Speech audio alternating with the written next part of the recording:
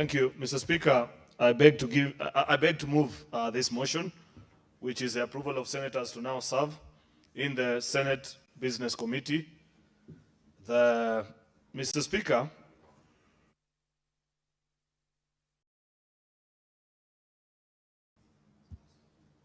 pursuant to Standing Order number 190 and 199.3, the Senate approves the following senators nominated to serve in the Senate Business Committee for the 5th session, in addition to the Speaker of the Senate, who pursuant to Standing Order number 191 shall be the chairperson of the committee, the Senate Majority Leader, the Senate Minority Leader, the Senate Majority Whip, and the Senate Minority Whip. 1, Senator Ali Roba.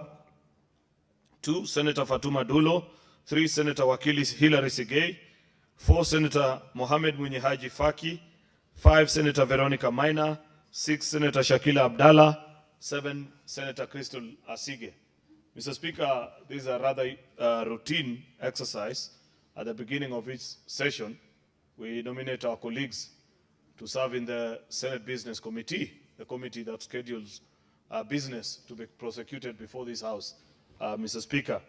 And I know this is actually specifically the only order of business today, as that very team, should our colleagues approve it this afternoon, Mr. Speaker, will have to retreat and then draw up business for the remainder of the session beginning today. But Mr. Speaker, allow me, while doing that, to join you in welcoming colleagues who've come back re-energized and invigorated, ready to take on the responsibilities given to us. Second thing, Mr. Speaker, is to give my feedback on this system. While the tablets look very impressive, Mr. Speaker, I must register concern on the quality of the sound, Mr. Speaker. I don't know if I'm the only one, but I find the sound to be of a poor quality than what we previously had, Mr. Speaker.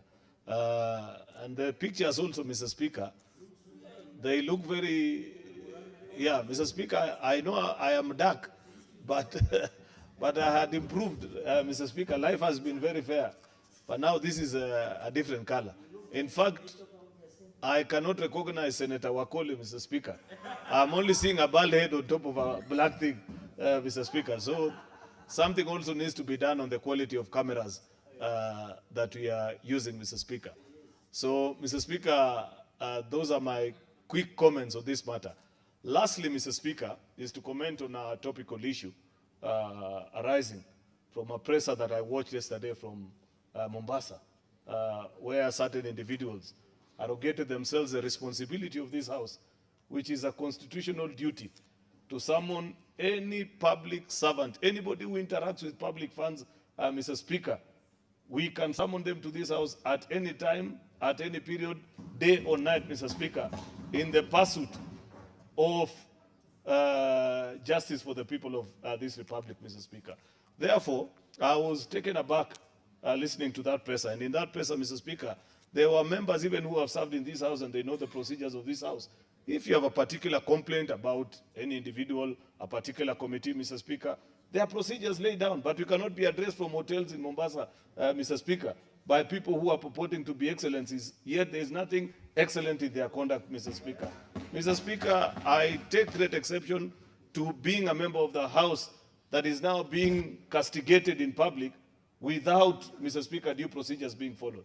What is the difference between what the Council of Governors is doing and the generalized accusations that are made about public servants in this country? I believe, Mr. Speaker, that if those governors had legitimate and valid concerns, Mr. Speaker, about any procedural issue in this House, Mr. Speaker, they know the right channel. They would have written to you, they would have written to other agencies, Mr. Speaker.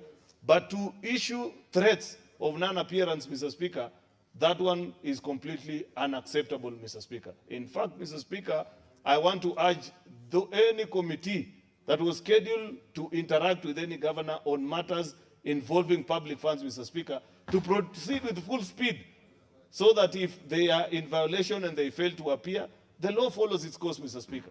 We have since amended the law, and we know what needs to happen when people don't honor summons of this House, Mr. Speaker. I don't want to speak for too long on that issue, but I felt Mr. Speaker, that it was rather unfortunate. In fact, I've watched a clip of you, Mr. Speaker, this morning, and you've said something quite profound.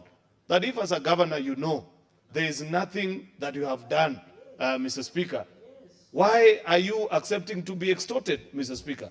If you know that you're clean, your interactions with public funds have been nothing other than what is expected of you as a county administrator, Mr. Speaker, then you just appear in the House and answer to questions. You don't need to lecture us and give us long stories.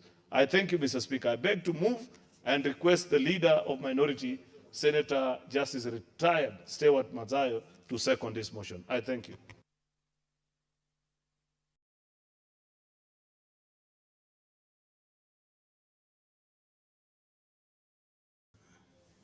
Asante mstahiki Spika. Mstahiki Spika, kwanza nataka kuunga mkono yote yaliyosemwa na kiongozi wa walio wengi. Mheshimiwa Spika, jambo la kwanza nataka kuchukua nafasi hii kuweza kuwakaribisha ndugu zangu wote waliokuwa katika likizo ndefu ya Krismasi na hata mwaka mpya na Januari yote katika shughuli zao za useneta katika nyumba hii yetu. Bwana Spika, cha kwanza ni kwamba ni jambo ambalo ni la kusikitisha kuona ya kwamba magavana ambao wako Kilifi hivi sasa, kaunti ambao mimi nimetoka na ni kaunti ambao vile vile wengine wetu tunaijua vilivyo.